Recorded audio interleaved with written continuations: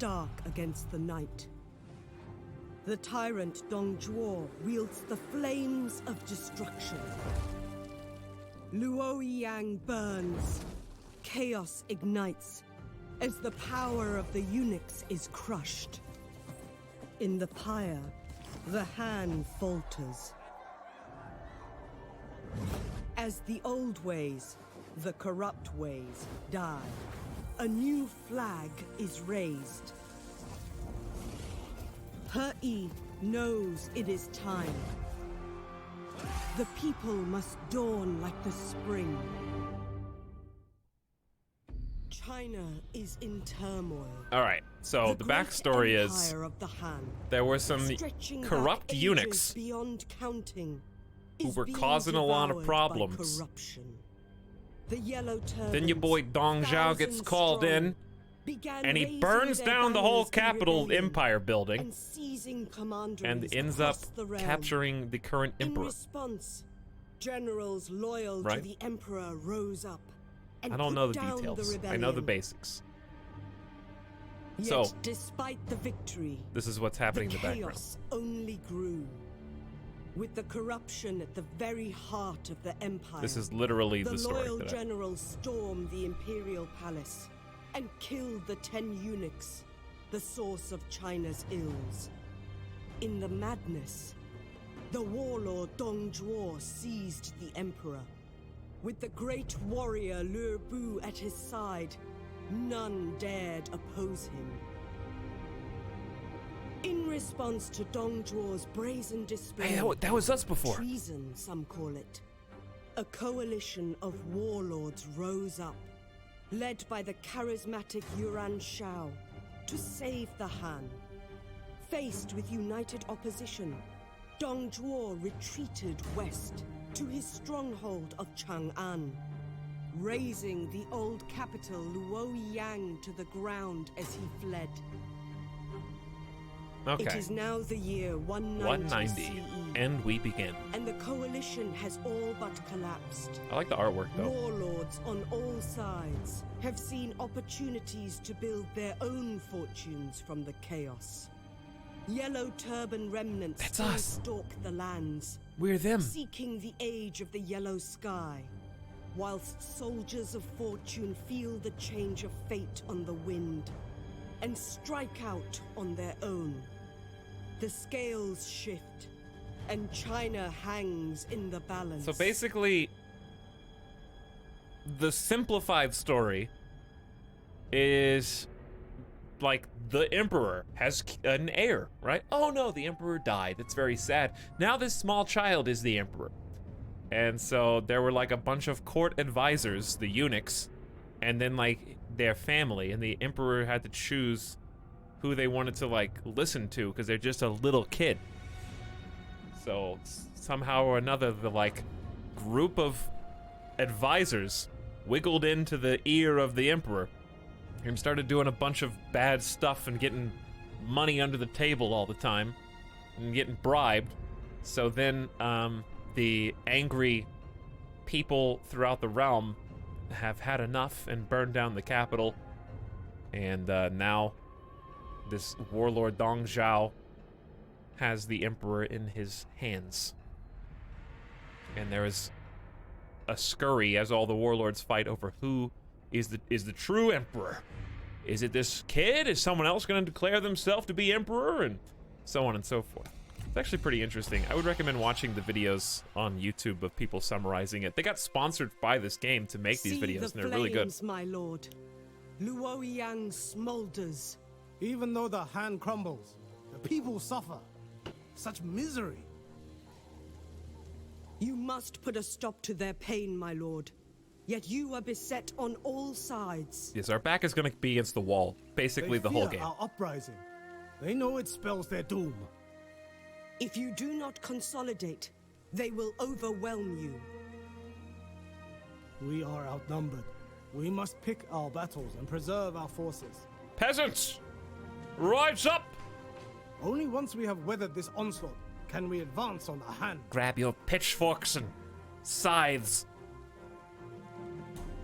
Your machetes. Actually, that was really your thing, but... And then we will attack. Your machete equivalents. The Han dynasty is finished. It is time for a new dynasty to rise. The dynasty of the people will rise. All right, let me move. Oh no, we're gonna have that hang on, do you guys remember if DX Story works with this game? I think it does. Because you'll notice that my camera's a little out of sync sometimes. Hopefully it'll kick in a moment. This game is amazing. Hey, Just Mojo. It's really good. It's really fun. I have been smitten by it.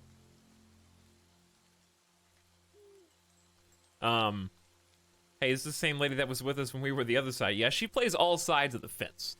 She just wants to be on the winning team, which is understandable. By the way, I got a new mouse.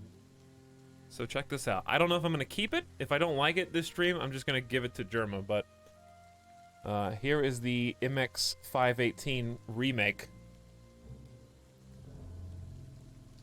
It's got a. If you are a Palm mouse user, this is one of the best Palm mice that's ever been made.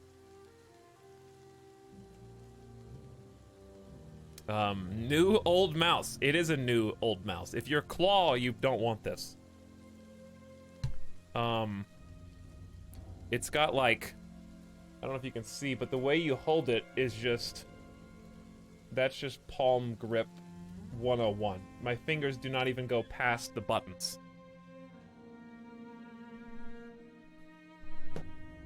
Hold on, where is, the only downside with it, it's got great clicks. The only downside is some people don't like the mouse wheel, but it's exactly how I remember it in like 2007. It's a little bit, it's hard to explain. It's really inset to the middle section where it's really low. It doesn't stick up very high, like, for example, this is Dirty Mouse. Do not judge me. That's, I replaced it because the middle mouse wheel's broken. But if you like big middle mouse wheels, like this one is elevated above the top. But this was a decent claw mouse. The Proteus is a pretty good claw mouse. I liked it a lot. I did like the Logitech Proteus a ton. I just had to go retro, and I want to see how I like it. Feels really smooth so far, and it's very comfortable to hold. It's just lighter. I like heavy mice. This one is heavier compared to some, but lighter than my weighted Proteus one. So, MX518 for the win. I still have my old one. I had one. I had the original. I don't remember what happened to it, but it probably died. Okay. Establish your power. Huryi, the tyrant, has thrown China into evil. I'm not the tyrant. It's a letter to me. Huryi. The tyrant has thrown China into even greater chaos. Heaven has abandoned the Han. You must lead the Yellow Turbans to claim the mandate of heaven and restore peace. Yet the Han still has might. So you must not charge recklessly into the fray. You are outnumbered and must rebuild. Took the weights out of my mouse, couldn't stand the light feeling. Oh yeah, no. It's miserable. We are outnumbered. We must build our strength gradually. Consolidate the nearby commanderies, defeating any Han loyalists who oppose you. Endure their onslaughts and then strike. A yellow sky will rise. So we want to claim the entire Han Empire regions as our primary objective. Be wary of Liu Biao and his vassals. And we're going to zoom out and find those in a moment, so we know kind of what we're looking at on the map. Huryi seeks to prove the Yellow Turban cause is just in battle. Enemy forces are encroaching on our lands from all sides. The situation is dire. The flame of our rebellion is all but extinguished. You must consolidate your forces. Fight only the battles you must. Okay, if we defeat the enemy force, which this is the tutorial fight, you physically cannot lose this fight. You get a nice heirloom spear, which is a weapon for our general. Through study and reform, greater heights are reached. Without the eternal reason, we are powerless. Study the 3 books, for the wisdom contained therein will strengthen us and could help turn the tide of conflict. So the Yellow Turbans have a different method of researching. So if you remember, we were playing as Yuan Shao, we kind of had like a big tree. Like, our roots were deep because our family name was rooted in history. The people, however, learn things in a much different manner. So notice that we have a reform choice pending from the beginning of the game, which is really interesting. And instead of a giant tree that sprawls out, we actually have a series of 3 scrolls. And these 3 scrolls are going to be themed differently. Notice our research rate is 120%. I wonder where that bonus comes from. But we start with just the options on the left to kind of choose from, and we don't get the effect immediately. It will take 4 turns according... Some of these will take longer than others, but these front ones all take 4 turns, as you can see over here. So you actually will queue up the research, your scholars will then research it over those turns, and then after they're done with their research, it's a more traditional kind of research system, as opposed to the tree where you kind of lock in the effects immediately. Smooth or rigid mouse wheel? It has light clicks. It's like smooth with clicks. So I would say rigid, but not as rigid as the Proteus. The Proteus is like thick. This is like grainy, kind of, which some people dislike. Here, I'll give you a noise. Can you hear this? I don't know if you can hear this or not. Without me, I know I'm like knocking into this. Hey, it's like super easy to spin, but it has really light clicks. If that makes sense. I also may have accidentally just lowered my DPI. Hold on. I don't know what I just plugged this in before the stream. Hold on. I don't even know where the DPI buttons are in this thing. I think I do, but I don't. I do. I do. Okay. We're fixed. Let me scroll up real quick. Good evening, Etalyx and stream. Hey, what's up, Crafty Dog? There are side buttons, yes. Flying pixels. Not a gamer mouse. It is a gamer mouse. I'm a gamer, and I'm using it. Thank you. I'm a gamer. Ninja112, what up? Thank you for the 23 months. Shadowlights here for 13 back-to-back. Thank you to both you guys. Lucky number 3's in there. Appreciate both of you. We can hear. Nice. Is this a mod? It is not a mod. It's the Yellow Turban Rebellion DLC. So you get this kind of, we were just talking about that, you get this different reform menu when you play as those. What's up, Solus Husk? The Yellow Turbans can boost research. Nice. We'll have to take a closer look at that. And this is a Logitech mouse. It's the MX518 that just came out, the re-release. All right, sorry, chat. Let's look at, I got distracted by mice. Let's look and see what reforms we have available to us right off the bat and see if anything stands out with what we already know about the Yellow Turbans that we're playing as, which have a focus on population. So we have plus 10 enlightenment here and a couple of units that we unlock. The Militia of Virtue, who are frontline mace wielders, I think. They block melee attacks. That is interesting. And then we have Chanters, who are support. Well, that's new to me. I have not gotten that far with Yuan Shao before, so these are some new interesting ideas. Satisfaction faction-wide, so make people happier. Enlightenment, by the way, is our new, basically, rank system. So the more that we acquire, we will be putting that towards rank ups until we get to Yellow Sky Mandate at the very top.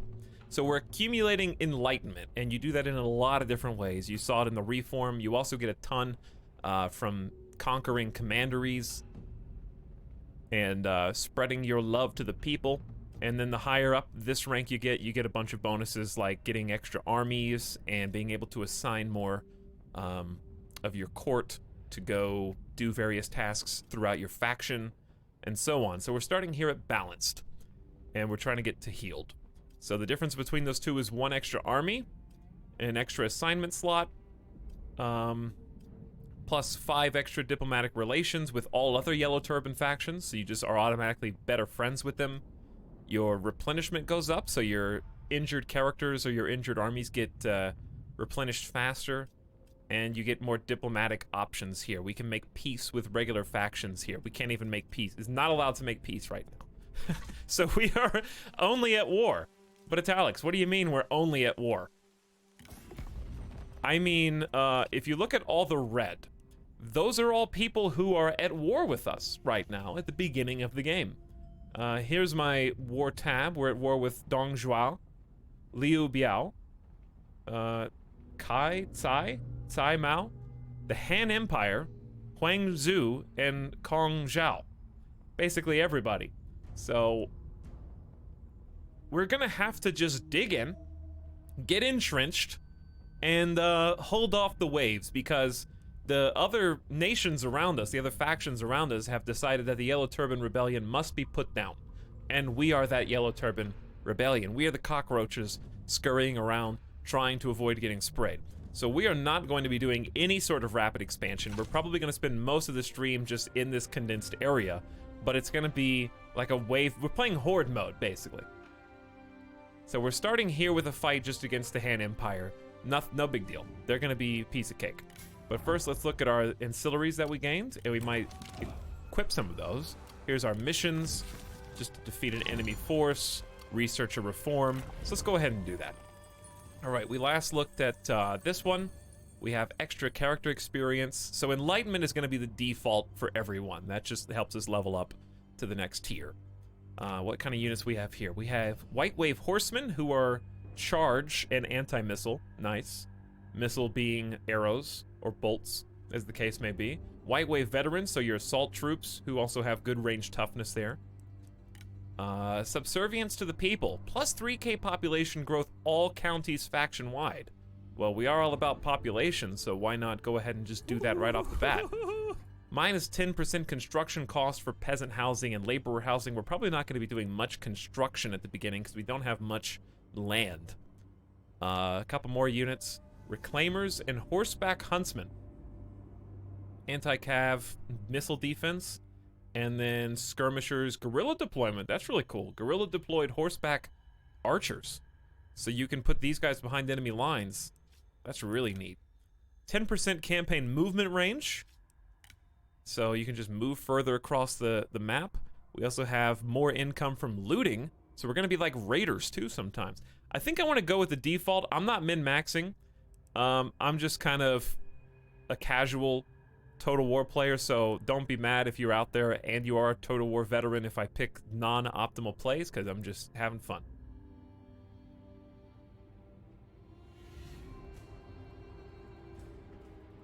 I chose Gongdu for my Yellow Turban's run because that's start position. Yeah, it's I tried Ma Tang, and it's so funny how they have to fight immediately as soon as you start the game. Chances are the people you're at war with are also at war with other people. Yeah, that's true, but there are some pretty big factions right off the bat. Min-maxing is boring anyways. I'm just experimenting, so don't judge me too harshly. We're just gonna have fun anyways. I'm not playing on God mode, I'm playing on hard. So, I just want to start with population growth right off the bat, because it's only going to take like 4 turns. None of these are going to have an immediate impact on our first character experience would. We're not going to be looting any settlements. Campaign movement range is nice. My first picks would be campaign movement range and character experience, if not for these. But I want to focus on population growth right off the bat. I just want to amass population in Runan. So that's our town. We have the Runan Mines up here, and then we have the actual town proper here. So this is our only commandery to speak of. And we're already able to go ahead and put a nice build order in. All slots are taken. None are upgradable. So we're starting with the Blacksmith, and that is plus income to industry, and that's important because so is the public workshop. So we're focusing on industry income right now. I don't think Yellow Turbans are going to get much in terms of taxation. Total money right now, we're getting only 308 gold per turn from taxation. We're getting 2,000 from family estates. And then industry, of course, is providing 300 right here, mostly unmanipulated. Is population good to have? For this faction, yes. Our faction here is specifically focused on population playstyle. So for He Yi, population, the more people we have, the more citizens that are in our commanderies, the cheaper it is to recruit more troops. So specifically for us, we are trying to